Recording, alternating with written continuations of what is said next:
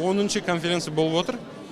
Енді ең басты мақсат ол адами ресурстармен айналысатын сарапшылар, мамандардың жиналып, ең өзге тәжірибені бөлісу.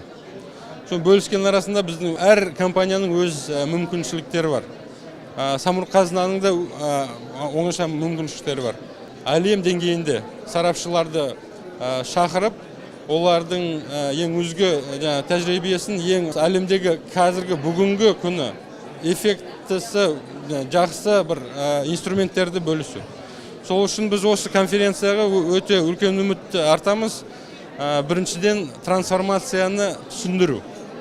Екіншіден трансформацияның әр жақтан қарап, оның күшті, мықты жақтарында қай жерде қандай қиыншылықтар барын бәрін түсініп, бірге шешіп, ары қарай нәтиже шығару үшін. Оның аты басқа болғанымен, әлемнің бәрі трансформация болмаса, ешқандай ары қарай даму болмайды деген бір ой бар. Сол ойды бізде қазір бәрлеріне ең біріншіден ішімізде, компанияның ішіне жариялап, сол трансформация деген бір оймен басқа да одан да артық нәтижелерге жетейін деп жүрміз. Біздің компанияға сондай бір серпін керек еді. Сондай мүмкіншілікті біз қолданып, әлемдегі ең өзге компанияларда істеген мамандарды шақырып, қазір осындай трансформация деген бізде басқа әлемдегі бірінші деген компаниялармен қатармыз деп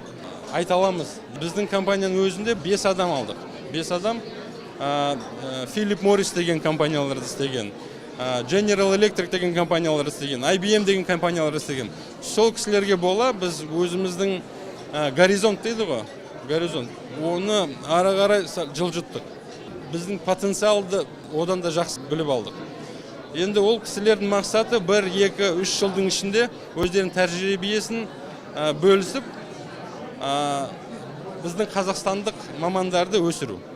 Сол үшін қазақстандық мамандар өсіп, одан да басқа, одан да көп мамандарды өсіреді. Сондай бір эффект бабочки деген не бар. Бір әрекет қалай үлкен болу, мүмкін болу керек. Әлем бойынша 30% қана шынымен трансформациядан өтіп, жақсы нәтижелерге жеттік деген компаниялар 30% қана. Сол 30%-дің ішіне түсу үшін біз өзіміз ең біріншіден оған сену керекпіз. Елбасының қолдауымен, біздің басшылардың қолдауымен, жұмысшыларымыздың қолдауымен осы 30%-дің ішіне біз түсеміз деп үміттеміз.